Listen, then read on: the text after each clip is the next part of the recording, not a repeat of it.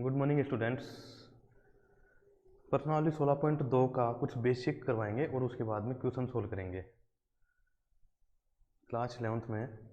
और पर्सनालिटी 16.1 के सभी क्वेश्चन आपको पीछे वाली वीडियो में देख लेंगे, वहाँ से आप पढ़ सकते हैं। तो पर्सनालिटी 16.2 से पहले कुछ बेसिक क्या है, देखो कुछ घटनाएं घटित होने की पॉसिबिलिटी, असंभव घटना और संभव घटना, उनके बारे में कुछ बात करते हैं।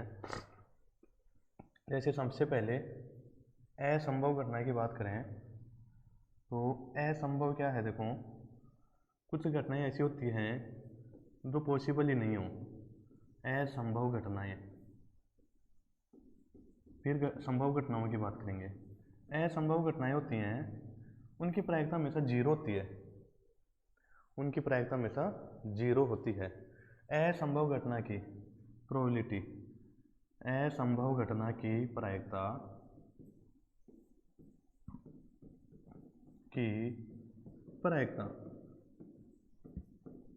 इज इक्वल टू क्या होती है, जीरो। जैसे इसको अपन P of A is equal to ऐसे कहें तो वो जीरो होती है।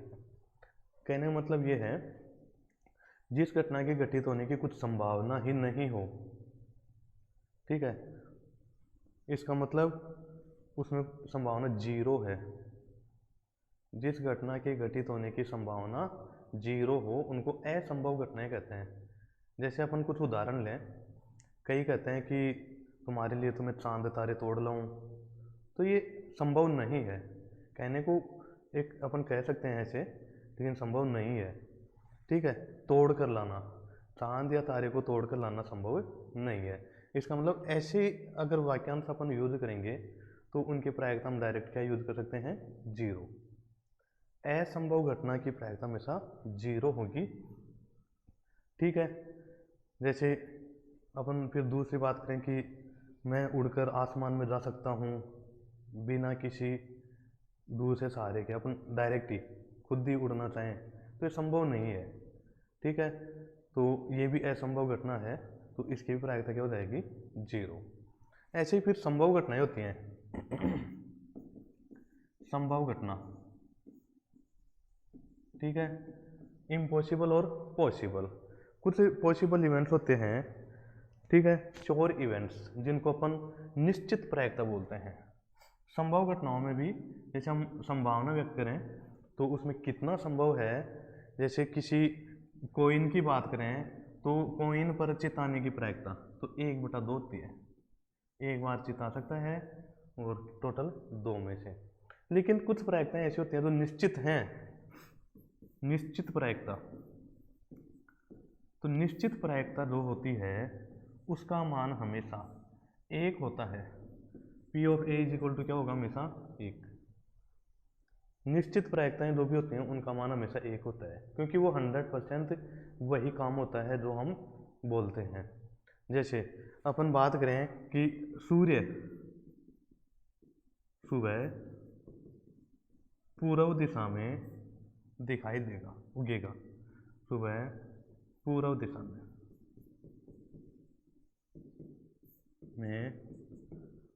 उगेगा, सनराइजेज इन ईस्ट। तो फिक्स है ये, अब कोई इसको चेंज करना भी चाहे तो भी नहीं कर सकता। सबको पता है कि सूर्य पूर्व दिशा से ही उगता है, तो अपन इसकी क्या संभावना व्यक्त कर रहे हैं कि आज जैसे अपन मैं बात करूं कि कल सुबह सूर्य पूर्व दिशा में उगेगा, तो ये तो निश्चित ही है। अगर मैं नहीं कहता तो भी ये उगता, इसका मतलब इसको कोई चेंज भी नहीं कर सकता, तो ये निश्चित प्रायिकता हो गई। तो ऐसी प्रायिकताएं क्या होती हैं, निश्चित प्रायिकताएं होती हैं।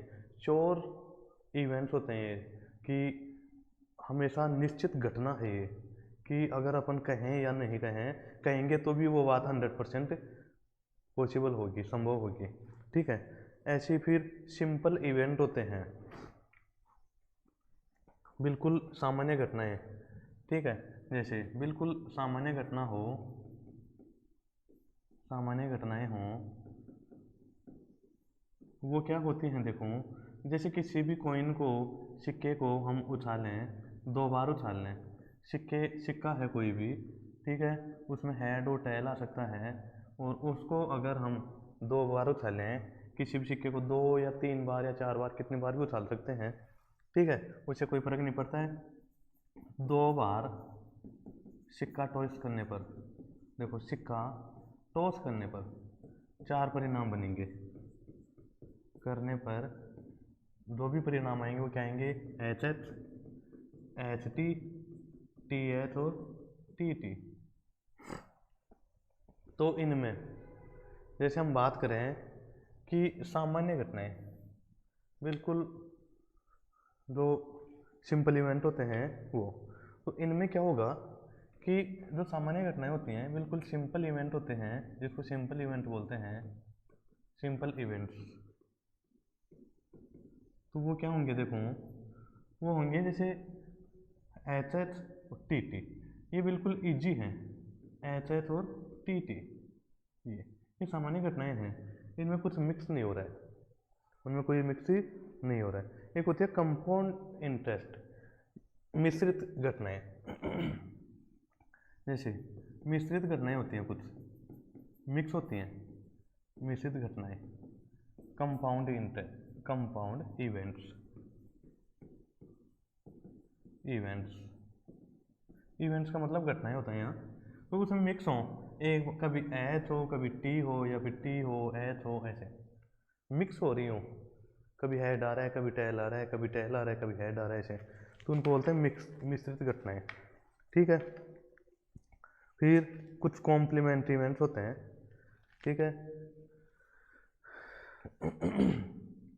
या फिर अपन उनको अपन जैसे ए का कॉम्प्लीमेंट बी और बी का कॉम्प्लीमेंट ए, अपने को पता है कि घटना के घटित होने की प्रायिकता, घटना के घटित होने की प्रायिकता, होने की प्रायिकता को जैसे अपन पी ए कहते हैं, पी ए हो, तो इसका कॉम्प्लीमेंट, इसका बिल्कुल उल्टे बात करें अपन, ठीक है, पूरक की बात करें, तो पूरक क्या होते हैं, देखो घटना ए के, जैसे यहाँ ए मान लें अपन, घटित होने की प्रायिकता पी ए हो, तो घटना ए के, घटना ए के घटित नहीं होने की प्रायिकता, नहीं होने की प्रायिकता, इसका कॉम्प्लीमेंट होगी, होने की प्रायिकता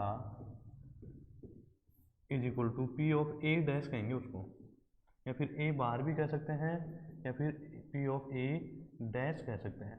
ये पूरक होता है, ए का पूरक है, ए का पूरक, ए का पूरक क्या है, ए डैश, ए का पूरक, इनको पूरक घटनाएं कहते हैं, ए डैश होता है, पूरक घटनाएं बोलते हैं इनको, ठीक है। कॉम्प्लीमेंट इवेंट्स, कॉम्प्लीमेंट इवेंट्स होते हैं ये,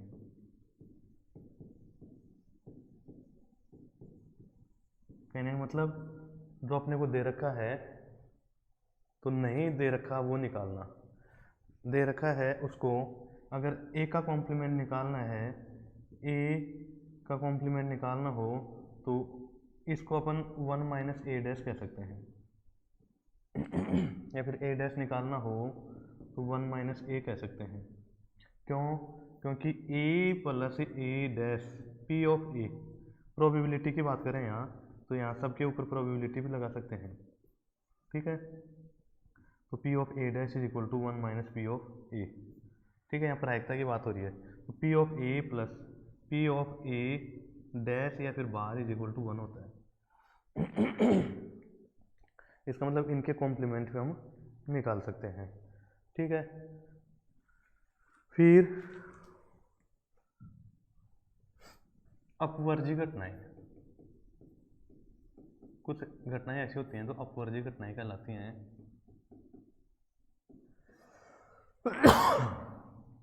जिनको म्यूचुअली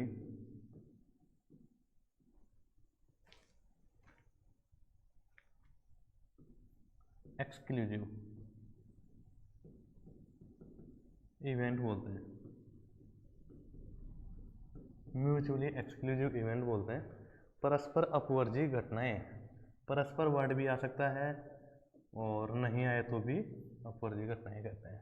ठीक है, परस्पर और अपवर्जी घटनाएं कौन सी होती हैं? देखो, जब दो घटनाओं में से कुछ भी कॉमन नहीं हो, तो देखो, तो जैसे ए घटना ए हो एवं घटना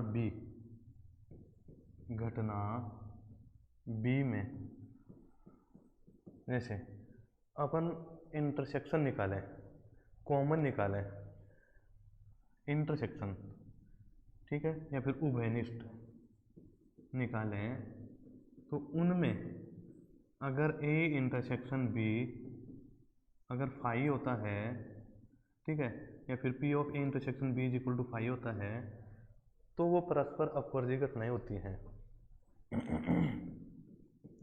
परस्पर अपवर्जी घटनाएं होती हैं,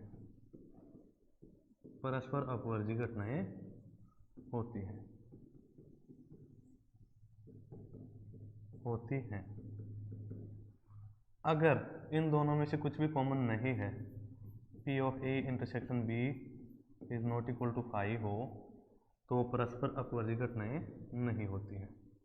परस्पर अपवर्जी घटनाएं नहीं होंगी।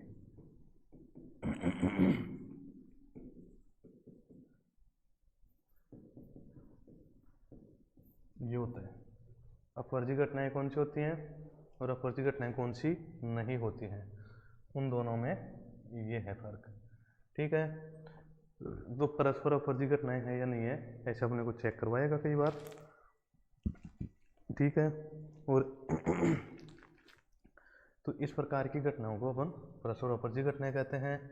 कई बार ए और बी ऐसे कहेगा, P ऑफ ए और बी, इसका मतलब, और P ऑफ ए या बी, ए अथवा बी, ए अथवा बी, इसका मतलब इन दोनों में क्या फ़र्क होता है? देखो, जहाँ और होता है उसमें इंटरसेक्शन लगता है P of A intersection B, और जहाँ अथवा या फिर या होता है और, तो यहाँ लगता है P of A union B.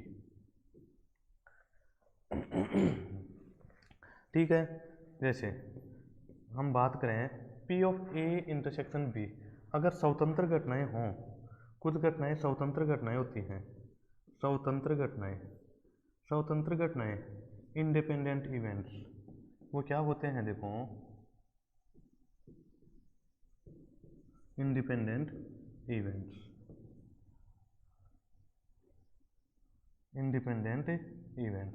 क्या होते हैं? देखो,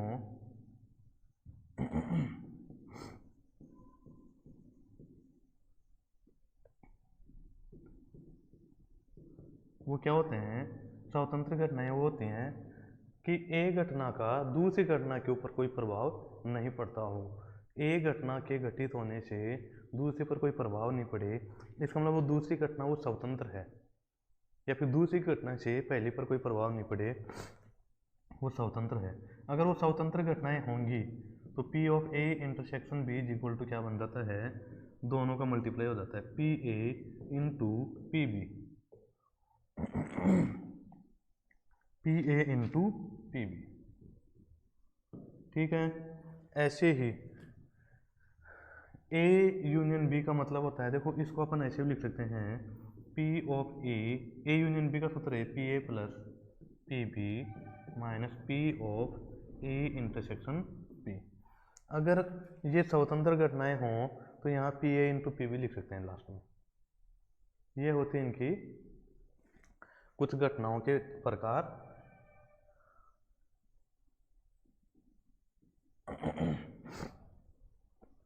तो इस प्रकार से हम इनको कुछ इवेंट्स समझ सकते हैं। ठीक है, तो ये थी कुछ घटनाएं। फिर हम क्वेश्चन करेंगे, कुछ इन्हीं पे आधारित कुछ क्वेश्चन करेंगे, वो हम आगे देखेंगे। जैसे सबसे पहले क्वेश्चन क्या है? देखो 16.2 का क्वेश्चन नंबर फर्स्ट।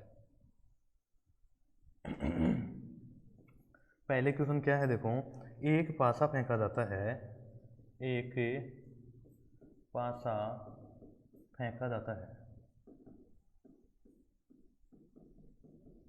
ठीक है, फिर क्या कह रहा है, मान लीजिए ई माना घटना ई घटना एक क्या है, देखो पाशे पर संख्या 4 दर्शाता है, पाशे पर संख्या 4 दर्शाता है। एक तो ये ठीक है, फिर और घटना एफ पाशे पर सम संख्या दर्शाता है, और घटना एफ ए पाशे पर सम संख्या दर्शाता है,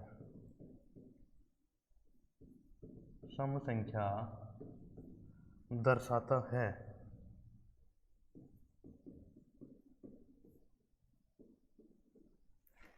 तो क्या ई और एफ परस्पर अपवर्जी घटनाएं हैं?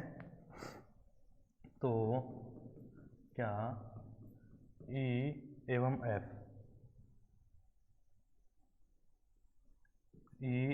एफ परस्पर अपवर्जी घटनाएं हैं?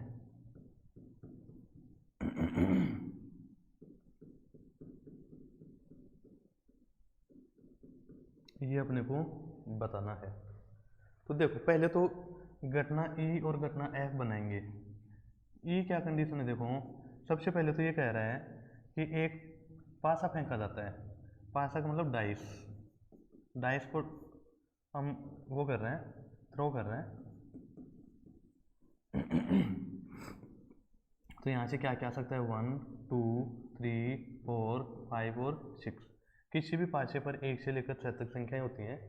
तो अगर पासे को फेंकेंगे तो या तो 1 आ सकता है, या फिर 2 आ सकता है, या फिर 3 आ सकता है, या 4 या 5 या 6, इनके अलावा कुछ नहीं आ सकता। तो देखो लेकिन ऐसे कह रहा है ई पासे पर संख्या 4 दर्शाता है। ई बराबर क्या बनेगा कि पासे पर कितना आया, 4, केवल 4 ही दर्शाता है, तो ई का मान हो जाएगा केवल 4। फिर और घटना एफ पासे पर सम संख्या दर्शाता है। घटना एफ है वो पासे पर, एफ बराबर क्या बनेगा, सम संख्या। तो इनमें सम संख्या कौन सी है, 2 है, 4 है और 6 है। तो एफ में आएगा 2 4 और 6। ये क्या कह रहा है, देखो तो क्या ई एवं एफ परस्पर अपवर्जी घटनाएं हैं? तो अपवर्जी घटना के लिए मैंने अभी बेसिक बताया था कि दोनों में इंटरसेक्शन निकाले हैं तो फाई आना चाहिए।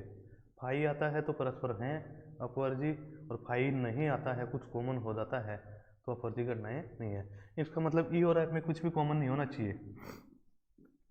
ई इंटरसेक्शन एफ निकालो, ई और एफ में देखो ई इंटरसेक्शन एफ का मतलब इसमें 4, इंटरसेक्शन एफ का मतलब 2 4 और 6। अब इन दोनों में से देखो ई इंटरसेक्शन एफ का मान क्या है, देखो यहाँ से 4, इसमें भी 4 है, इसमें भी, तो दोनों में कॉमन हो गया। तो देखो यहाँ ई इंटरसेक्शन एफ का मान फाई नहीं है, एक मान आ गया फाई, कॉमन हो गया दोनों में। अगर ये ई इंटरसेक्शन एफ फाई होता, E intersection F is equal to phi होता है, तब तो ये क्या होता है, परस्पर अपवर्जी घटनाएं होती हैं, नहीं तो नहीं होती हैं। E intersection is equal to F is equal to phi, तो परस्पर अपवर्जी। लेकिन यहाँ फाई नहीं आया, देखो कुछ कॉमन आ गया, इसका मतलब ई तथा एफ परस्पर अपवर्जी घटनाएं नहीं है, अपवर्जी घटनाएं नहीं है।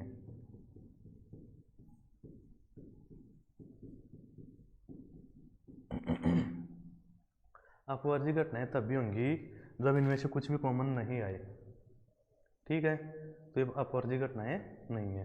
तो ये था पहला क्वेश्चन। फिर नेक्स्ट देखो क्वेश्चन नंबर 2।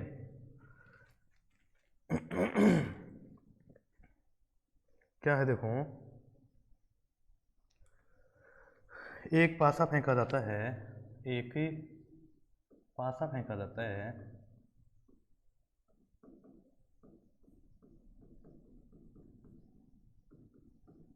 ठीक है। निम्नलिखित घटनाओं का वर्णन कीजिए। निम्न घटनाओं का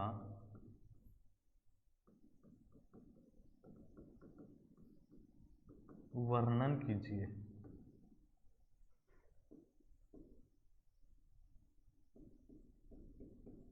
कहने मतलब इनको डिस्क्राइब करना है।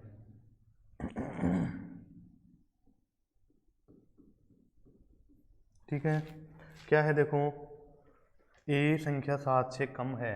पहला क्वेश्चन ये है, ए संख्या 7 से कम है। देखो पहले तो इसको समझ लो, पहला क्वेश्चन बाद में करेंगे। ए संख्या 7 से कम है, इसके बाद अभी करेंगे। देखो पासा फेंका जाता है, पासा फेंका जाता है तो पासे पर क्या क्या आ सकता है, 1 2 3 4 5 और 6। क्योंकि डाइस पर पासे पर 1 से लेकर 6 तक की संख्याएं होती हैं, तो पासा फेंकेंगे तो या तो 1 आ सकता है, या 2 आ सकता है, या 3 4 5 6। ना तो 6 से ज़्यादा संख्याएं आएंगी, 7 8 9 10 कभी नहीं आएगा, और 0 भी कभी नहीं आ सकता। क्योंकि पासे पर 1 से लेकर 6 तक की संख्याएं होती हैं, तो उनमें से कोई सी संख्या आएगी। तो यहाँ a इज इक्वल टू 7 से कम। देखो ये सभी 7 से कम ही है, 1 2 3 4 5 और 6। ठीक है, तो यहाँ 1 2 3 4 5 और 6, ये इसका आंसर हो जाएगा। फिर दूसरा क्वेश्चन क्या है, देखो इसी का सेकंड, इसी में कई क्वेश्चन हैं कि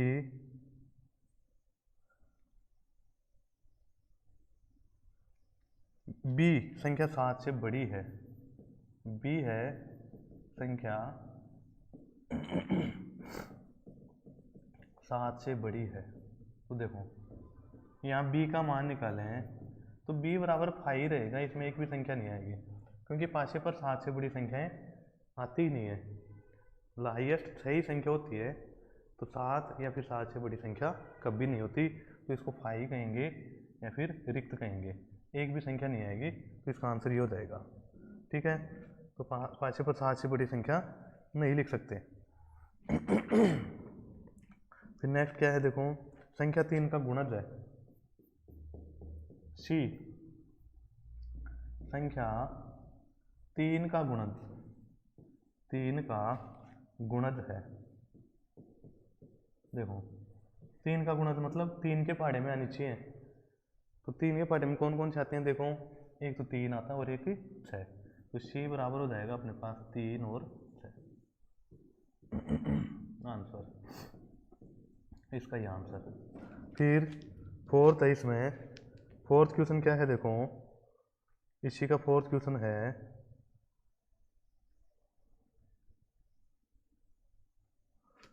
जैसे ये था सेकंड, थर्ड और फोर्थ।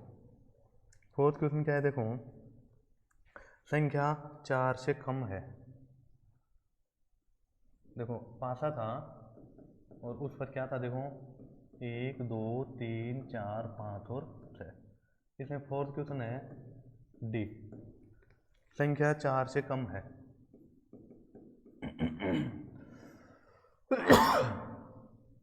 4 से कम है, तो देखो 4 से कम संख्याएं लिखी जाएंगी डी में, तो 4 से कम तो 1 2 3, 1 2 और 3, ये 4 से कम है। ठीक है, नेक्स्ट है पांचवा क्वेश्चन कि 4 से बड़ी और सम संख्या ए 4 से बड़ी और सम संख्या है। तो देखो ए इज इक्वल टू 4 से बड़ी कौन सी संख्या है, देखो 5 भी है 6 भी है, लेकिन सम होनी चाहिए, 5 सम नहीं है तो केवल 6 आ जाएगा। 4 से बड़ी संख्याएं 5 और 6 होती हैं, लेकिन उनमें एक कंडीशन दे दी कि सम संख्या होनी चाहिए। फिर छठवां क्वेश्चन देखो, एफ संख्या 3 से कम नहीं है, संख्या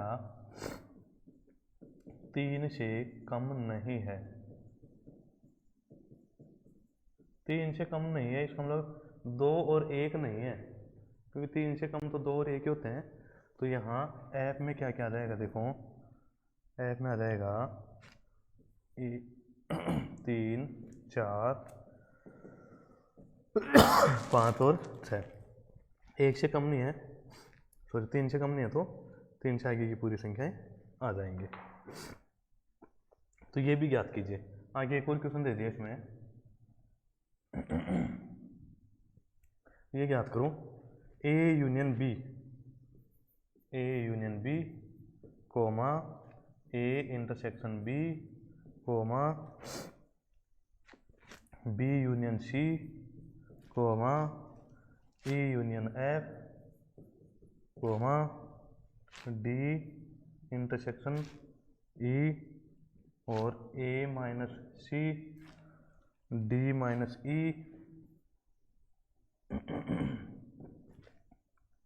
और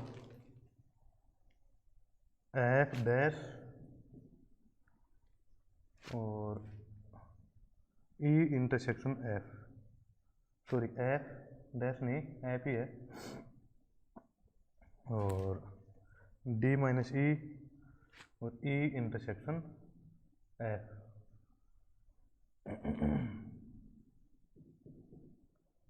ये ज्ञात करने हैं। तो देखो ए यूनियन बी ज्ञात करना है, तो और ए और बी के सभी अवयवों को एक जगह कर देते हैं। यूनियन का मतलब संगठन बनाना, एक जगह करना। सॉरी।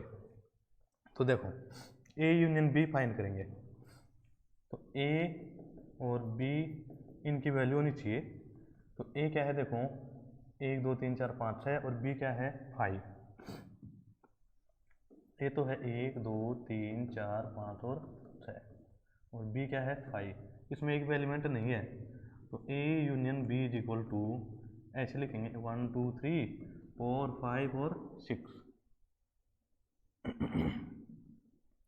यूनियन 5 या तो 5 लगा दो या फिर खाली छोड़ दो इसको।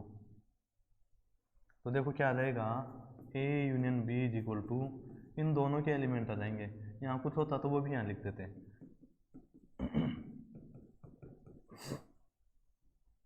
तो वापस ये एक ही वैल्यू होगी, देखो 1 2 3 4 5 है, ए था।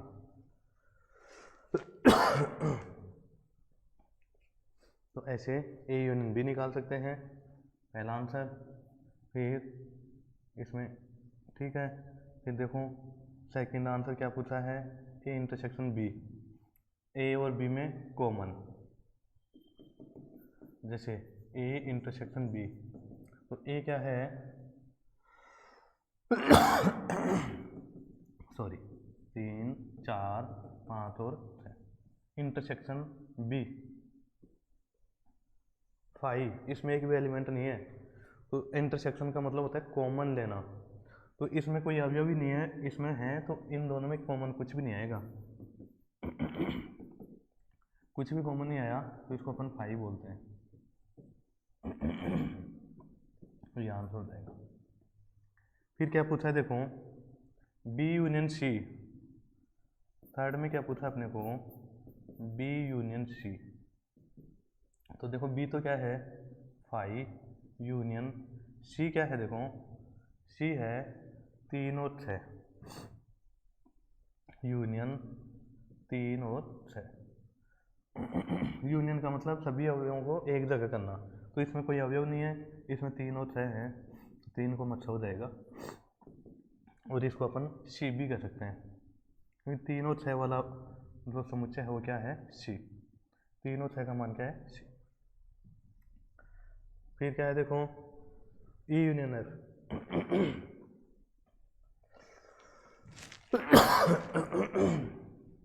ई यूनियन एफ,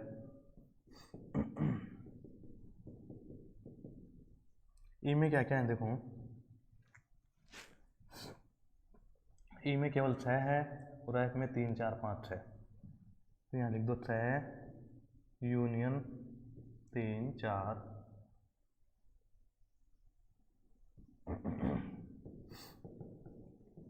इन दोनों के अवयवों को एक जगह करेंगे तो 6 इसमें भी है इसमें भी है, तो क्या रहेगा यहाँ 3 4 5 और 6।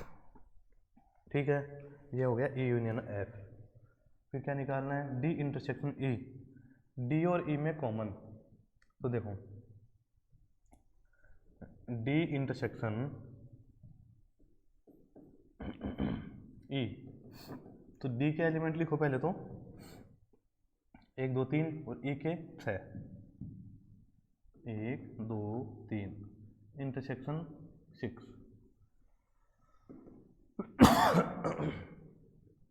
तो देखो इंटरसेक्शन का मतलब होता है कॉमन लेना, तो इसमें 1 है तो इसमें नहीं है, इसमें 2 है तो इसमें नहीं है, इसमें 3 है तो इसमें नहीं है, इसमें 6 है तो इसमें नहीं है, इसमें कुछ भी कॉमन नहीं हुआ, खाली रह गया ये, इसको बोलते हैं एम्प्टी सेट फाई।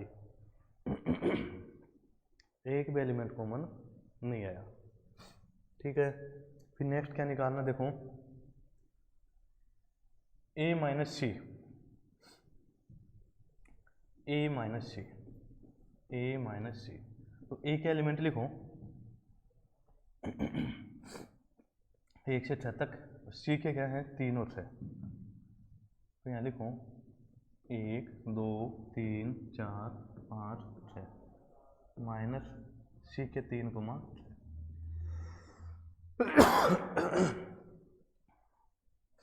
सॉरी, थोड़ा सा तबीयत खराब है।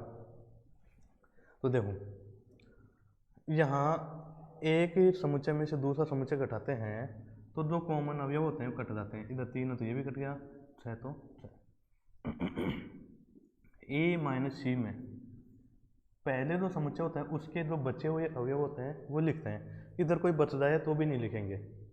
अगर यहाँ मान लो इधर कुछ बच जाता तो वो भी नहीं लिखते, इधर पहले वाले समुच्चय में जो बचेगा वो लिखेंगे। तो यहाँ क्या बच गया 1 फिर 2 4 और 5, ये इसका answer.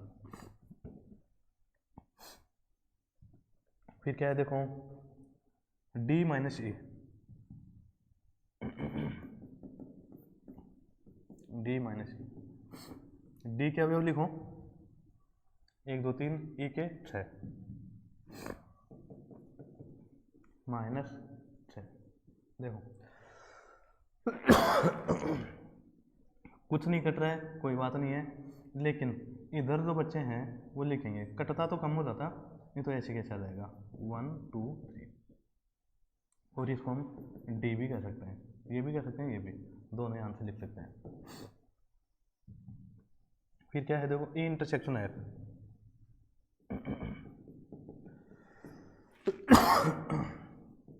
E intersection F, E में क्या क्या है देखो 6 और F में 3 4 5 6, 6 इंटरसेक्शन 3 4 5 और 6। तो देखो इंटरसेक्शन का मतलब होता है कॉमन लेना, इसमें 6 है उसमें भी है, उसमें एक्स्ट्रा है, एक्स्ट्रा से कोई मतलब नहीं है, दोनों में होने चाहिए, उसी को कॉमन बोलते हैं, वही इंटरसेक्शन होता है आंसर। इस प्रकार से हम इन सभी क्वेश्चंस को सोल्व कर सकते हैं। इनका सभी का आंसर आप देख लेना आराम से, बिल्कुल इजीली अपन ने समझाया है, और ये पहली प्रश्नावली जैसे समुच्चय है उससे रिलेटेड ये पूरा, तो इसमें बिल्कुल भी दिक्कत नहीं आनी चाहिए। पहला चैप्टर जिनको अच्छे से आता है उनको कोई दिक्कत नहीं आएगी। आज इतना ही, बाकी कल नेक्स्ट वीडियो में। Thank you.